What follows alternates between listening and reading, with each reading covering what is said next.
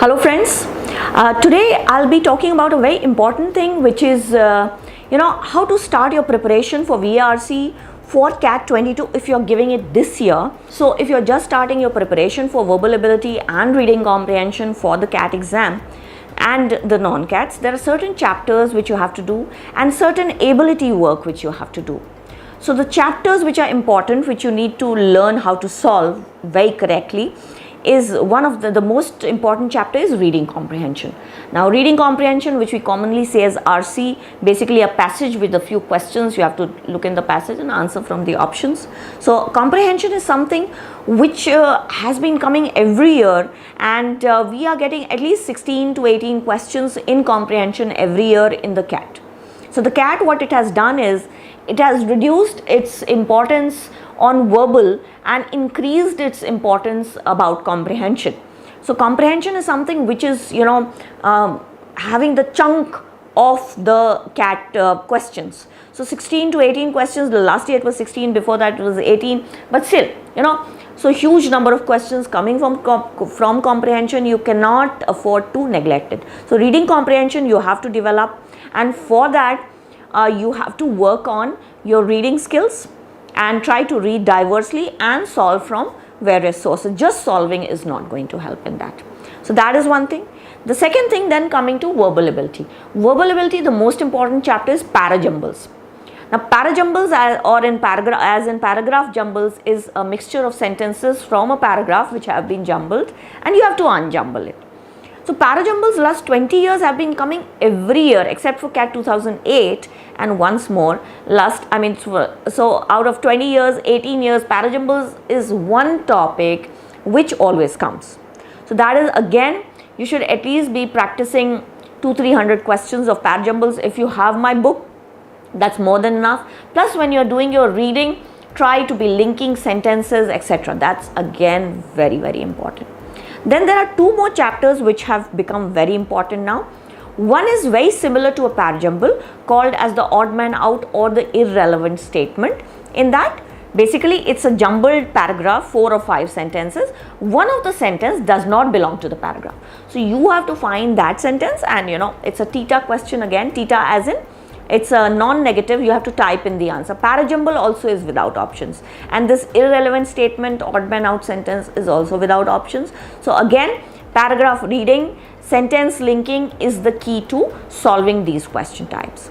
And the third question type in verbal ability, which has become very important now again, it had a gap of 10 years, it had disappeared from the exam, then it has again come back from CAT 2016 onwards, is called as summary of the paragraph.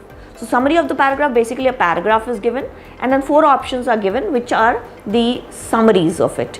You have to choose one which is the best summary.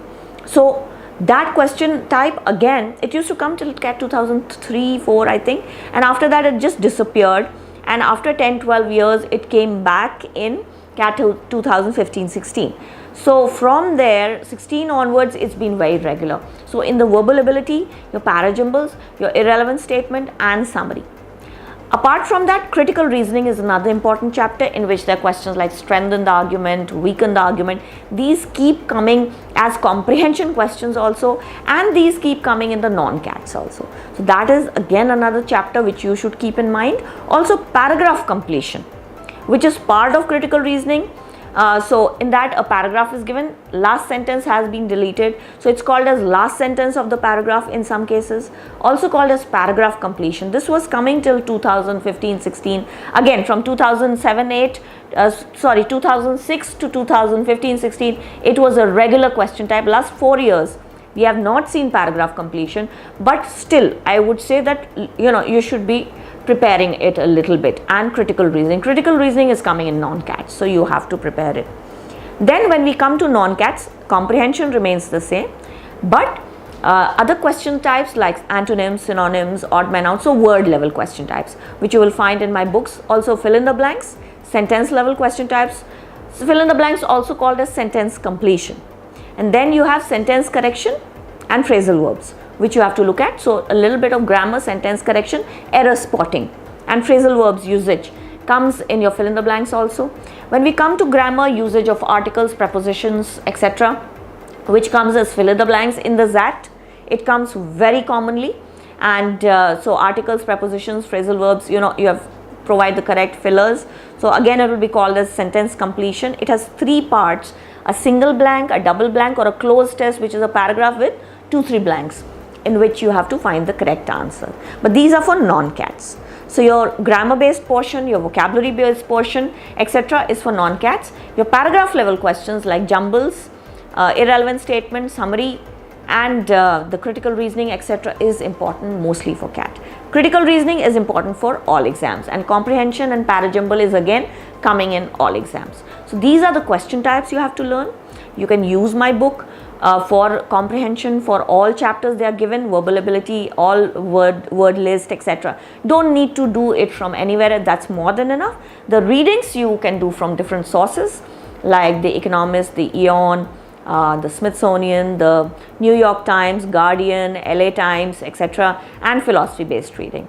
So readings, 5-7 readings daily, 10-15 words specially related to the readings, also from my high frequency and medium frequency words in the book. The book is called as Verbal Ability Reading Comprehension for Cat. I have just received the 10th edition today itself. It's a blue colored book, very beautiful.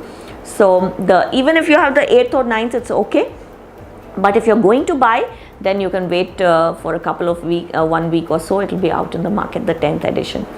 So the book is enough for solving. If you need extra stuff for solving, you can use the official GMAT guide. That's also very good for comprehension, for critical reasoning, a little bit for sentence correction also. So this is your strategy. So start off your preparation. Make it a target to solve at least 15 comprehensions per week. So 2 to 3 comprehensions per day, next 5 days a week. Similarly, 35 para-jumbles per week, 20 summary questions, and around 20 questions for irrelevant statement. Then your vocabulary questions, etc. you can start doing once you're comfortable for the non-cats. The vocabulary, the grammar part. For the non-cats, you can start doing once you're comfortable with the theory parts and the word meanings, etc. But the reading is something which you have to do very, very importantly for comprehension and for the paragraph level questions.